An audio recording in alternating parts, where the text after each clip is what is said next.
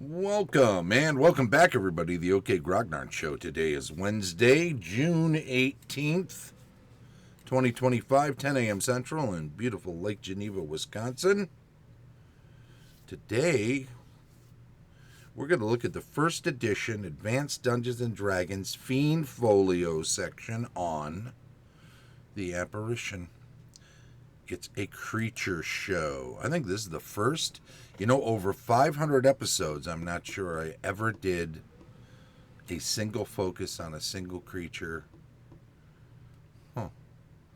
Pretty crazy, huh? How do you fill 500 with blathering about and then you never a creature? Yeah, well, now we know that I've reached the bottom of the barrel. No, creatures are creatures. You got to have creatures in AD&D, and this one's particularly nasty, I think. I never used a lot of stuff from the Fiend Folio over the years, 50 plus years now, right? And of DMing, and of course Fiend Folio didn't come out until later, but the Vince itself is in the chat. Hey Vince, how you doing, buddy? And the Fiend Folio has some kind of erratic creatures, I mean, if you think about monsters in the Monster Manual, a lot of them are based off mythology and stuff, so you understand their weirdness. A lot of them are kind of progressions of lesser monsters. Certainly undead is like that. They get progressively stronger and stronger, and then as you get into tougher and tougher undead, you throw in an odd extra ability here that was paralyzation or some other thing. And of course undead generally turns you into undead if it kills you after some period of time. And then you think about the giant class monsters with kobolds, goblins, orcs, and you kind of rise up the ranks and they get tougher and tougher, but there's a natural progression to some of them. And I think it's important in games to have that, so that when you do throw a curveball in, it doesn't seem like all you're throwing is curves. Because, what good is that? Anybody who pitches or watches baseball will tell you a steady diet of curves is not going to win a ton of games. You got to have a fastball. You got to have some other stuff that can sneak into the strike zone there. And that's true about monsters, too. So what do we want to say about the Apparition? Well, let's have a look a little more closely at it, and maybe we can actually pop it up on the far screen and get a closer look at the Apparition. Frequency, very rare. Number appearing, 1 to 4. Armor class 0. Move, 24. That's pretty fast. Twice as fast as a human being. 8 hit dice. 20% chance on layer. Treasure type E. 1 attack. Damage per attack, see below. There's your first warning. Special attacks nil. Special defenses can only be hit by magical or silver weapons. Pretty standard for higher level creatures, especially undead. Magical resistance, standard, no big deal. Intelligence, average, alright. Alignment, chaotic evil. That's coming at you. Medium size, man size, it's sonic ability, nil. I stay away from that stuff anyway. There's your level, XP value, all of that stuff there. This ghastly undead creature exists mainly on the ethereal plane. This makes it tricky.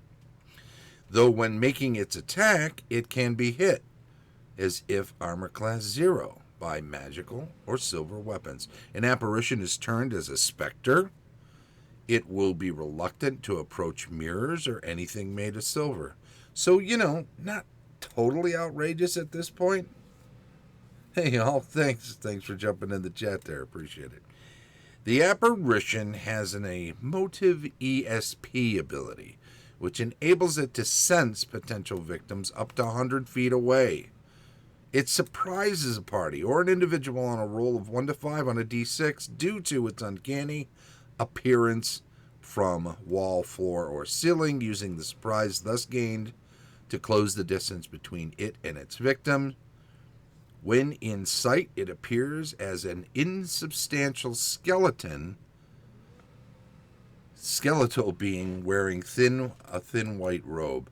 So, You might think undead right out of the gate when you do see it, actually. You know, you might think ghosts, you might think any number of things, maybe specter. In actuality, the apparition is unable physically to attack. However, its chosen victim will feel bony claw-like fingers at the throat. This effect is felt even through armor. Even though the victim may be aware that the apparition cannot physically do them harm, the suggestion is immensely strong. The victim must roll 3d6. A total under the victim's intelligence means that the suggestion is ineffective and the victim is immune, though only to that individual apparition. Remember, 1 to 4 can appear. However, a total equal to or greater than the victim's intelligence means that they are stricken with horror and must again roll 3d6. This score is matched against their constitution.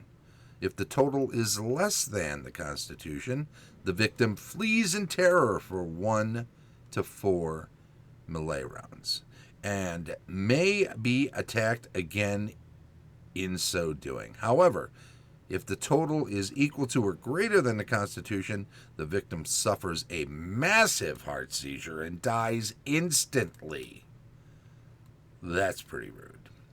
A slain victim may be raised, but if the body is left or no attempt is made within 1 hour to raise it, it will rise as an apparition in 2 to 8 hours.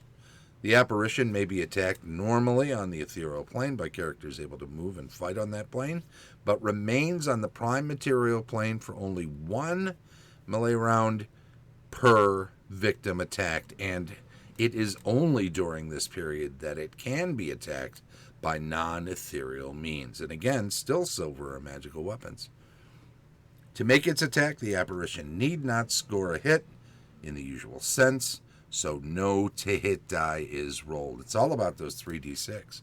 Now, it's interesting here, when I do ability score checks, I say at or below your ability score. In this case, it is below, 3d6 below the victim's intelligence, and then 3d6 below the victim's constitution, or it has the heart attack.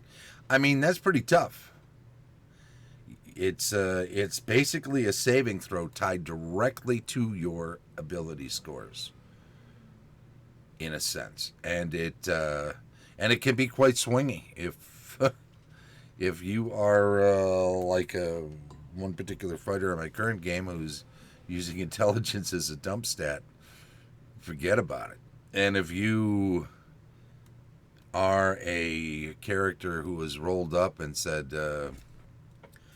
I'm not going to get any constitution bonus with these numbers, I need my high rolls for my other ability scores, what's the lowest I can go with constitution and not take a minus on my hit points per level?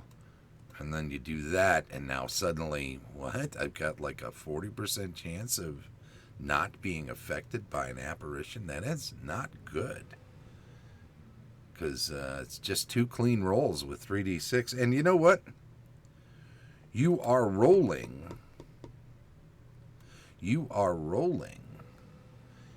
at or above. And 3d6 average 9 to 12, 10, 11 on the bell curve. If you've got an 8 or 9 constitution, or an 8 or 9 intelligence, you're taking a very high percentage chance of this affecting you. So nasty, nasty, nasty. And you know what else? Sure, if you manage to hit it, 8 hit dice isn't impossible. It's super fast. It's going to surprise you. It's going to wrap its hands around your throat, or at least feel that way.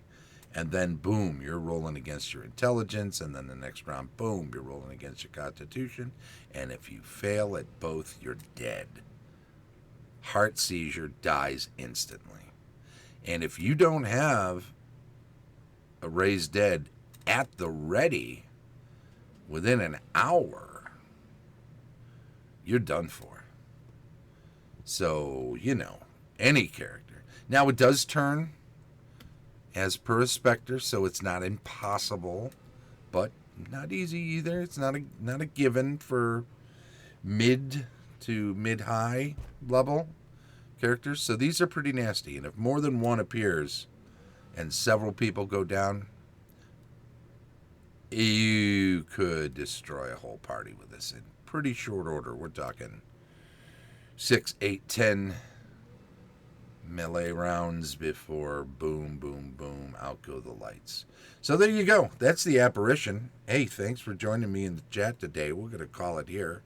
And we're going to say that this was the OK Grognard Show, looking at the first edition Advanced Dungeons & Dragons Fiend Folio section on the apparition. We appreciate everyone checking it out today. Oop, is that it? Yep, let's go there. The show streams live on Twitch each Wednesday at 10 a.m. Central. Then it's archived on YouTube. Like, subscribe, follow, all of that fun stuff. It would be very much appreciated. And you can support the channel, even at the free level, on Patreon.